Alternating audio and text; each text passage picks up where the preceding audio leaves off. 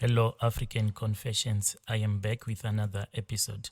There is a message that I want to share with you guys, and the message reads like this. Hello, how are you? Please send for me because I really need help. My story can be just shortened and it can be said it is just a confession of a slay queen. I am from Zim and currently in Harare. Dear my brother, please post for me because I need help. It seems as if I am dying. Mine is a very simple story but very sad. I just want to confess my evil deeds. I am a lady who lives in Harare, and life in Harare is not easy, especially with the economy that is not stable like this. I have never worked in my entire life due to lack of jobs, and I want to be honest that even the first time that I ever used an ATM machine, this was after I had traveled to South Africa on a business trip with this other South African guy that I had met online, and he told me that he wanted to be with a woman for the weekend because he wanted to be with a woman because his wife had gone overseas for a vacation, and that was the first time that he gave me a bank card so that I can buy whatever I wanted to buy. What I am going to share with you here is something that I am very ashamed of, and I feel so much for the woman that I wronged. I was single and I had one baby boy. The father was never interested in his own child's life, and I had to make a plan for him to have a better life. My parents are long gone, they are dead, and I grew up with no one who was responsible for me.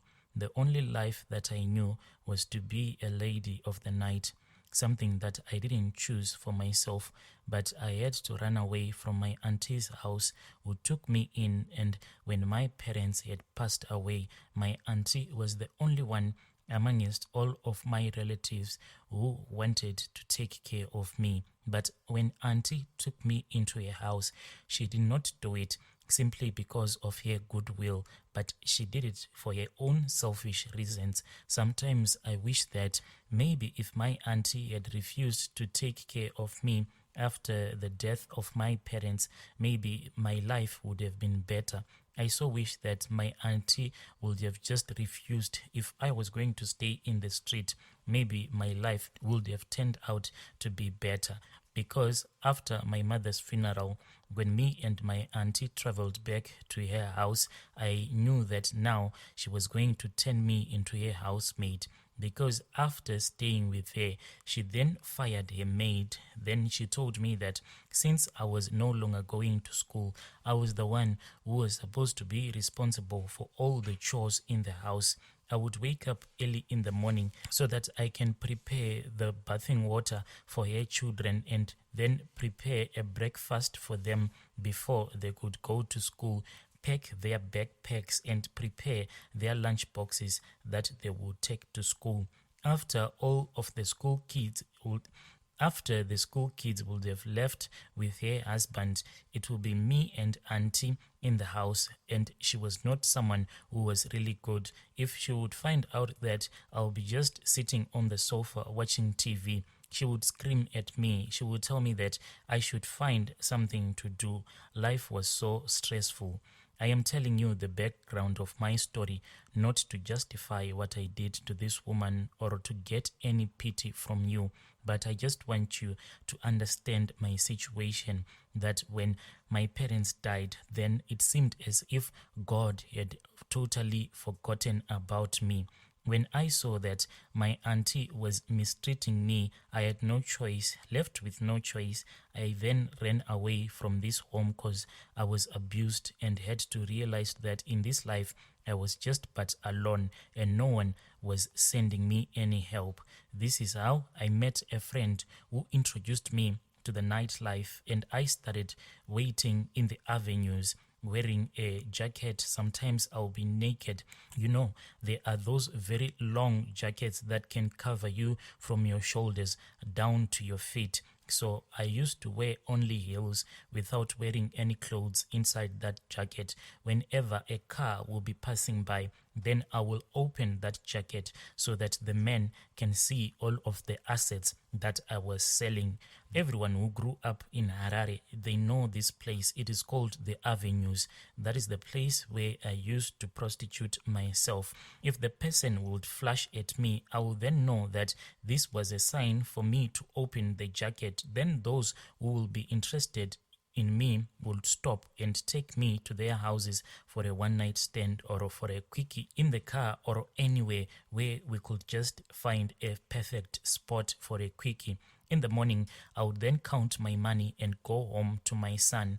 That is how I managed to maintain my life, and I upgraded myself. I became a high-end woman, and I started to hang out in high-end restaurants, and that is how I met Jack. Jack was a married man who loved his wife, and he wanted me to be his escort. He was really jealous. Whenever you would call me and whenever you found out and whenever you would call me, and if you would find out that my phone was not going through, then he would get so angry because he told me that I belonged to him only and I was like his personal property. This guy, he was really connected and he had big connections in our country. So whenever he would tell me something, I had to respect him because he once told me a story about how he had made his former girlfriend disappear.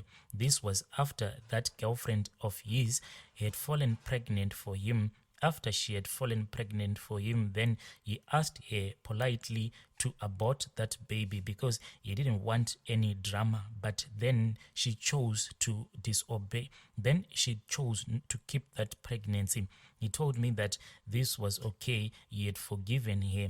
But the problem that he had with his late girlfriend, it was that the girlfriend then tried to contact his wife. He told me from day one that my wife is a no-go area. No matter what you do, my wife is a no-go area. You do not call her, even if you see her walking in the street. You do not look at her, you respect her. And I was afraid of this guy. Those old men who have tired wives would come book you, and if they have a trip, they would then go with you on their trips whilst you escort them. And this usually has more money. I would escort the top business guys, and some of these guys I'm really even afraid to mention the positions that they have. That one is a story for another day. Today, let me talk about Jack. Jack was a businessman. He was based in Botswana, but he also had businesses in Zim.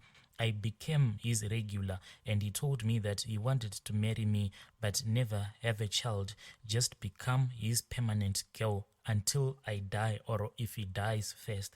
But the most painful about this guy was that even though he claimed that I should be his own, but whenever his other business partners, especially from South Africa, if they would fly to Victoria Falls, sometimes if he was too busy, he would tell me to go to Victoria to meet up with a man. If that guy will be spending 2 weeks in Victoria Falls, then I will spend those 2 weeks with that guy. But Jack had told me that I should never go after this man. I should always know that I belong to him and him only. I was like his slave. I looked into Jack's life and I started having ideas. I wanted money. I wanted more. The obsession started to grow. This was after I had traveled to South Africa with that guy. From that time when I had escorted that businessman from South Africa, I wanted more. The obsession crept into my heart and it started to grow. It was like a dangerous seed that had entered into my heart and it was growing. You would give me a lot of money, but this was in US dollars. You would buy me expensive perfumes. Sometimes, if he was not in the country, if I told him that I want to buy this, then he would tell me to go into such and such a street where most of the people who exchange money can be found. Most of those people, they were working for him. So I'll just go and collect the money that I wanted. My mind became obsessed with being his wife, and that is when I took a wrong turn. I met this guy who told me that I met this guy who had given me a clear warning. He told me that even his late girlfriend had tried to communicate with his wife, and he had found out that she was trying to communicate with his wife, and he made sure that she disappeared and he was untouchable, even though with all these warnings that he had given me. But I was so obsessed with this money, with this obsession that was going on in my head. That is when I met this guy who told me that I could just kill the wife and be in his life. But how? He told me that we could just strike her with one headache. The lady was in Botswana and Jack will put his wife on the status. So I took a screenshot and I gave this screenshot to that old man. On one morning whilst she was driving to her mom, she was stricken by a terrible headache and she had to make a complete stop. Lucky enough, she was with their son, who then rushed her to the hospital, and she was told that she needed a major operation in her brain as she had developed a tumor. She went to the emergency department and the operation was done. For a while, her eyesight was not okay. He called me and told me all of this, and I sounded as if I was really sympathetic, but I knew that my dream was coming true. I told that witch doctor who had helped me, and he wanted to test the powers of the witch doctor that Jack uses as a sort of a protection for all of his business interests. When he was speaking with me, he laughed and he said, "Indeed, she will die, because I have seen everything that is going to happen. This woman, she will die. Worry not, my daughter. Return to your place and she will die." I then waited for her to die, but she didn't die. I was angry and I convinced Jack that I had to come and visit him in Botswana. He also needed me to comfort him. If only he knew that I was behind this. I flew out of the country. At first, I had to stop in Johannesburg and I had to catch another flight to Botswana. And I was with him as his wife was admitted in hospital. Like I said in the beginning, nobody was going to come for me, so I had to help myself. I had to come for her marriage. I was tired with the way that Jack was using me. In my mind, I told myself that if I am his wife, then he was not going to sell me to his other business partners. I was tired. This thing of sleeping with different men, it was not okay, because most of his business partners, they were sadistic in nature. Some of the things that they will do to you when they will be having intercourse with you, it was something that was not nice. Most of these men, they used to force me to have intercourse with them. They really had a weird behavior, most of them. 7 months later, she was out of the hospital and Jack had to rush her to her parents' house. 7 months later, she was out of the hospital and Jack had to rush her to her parents' house. I was back in Harare.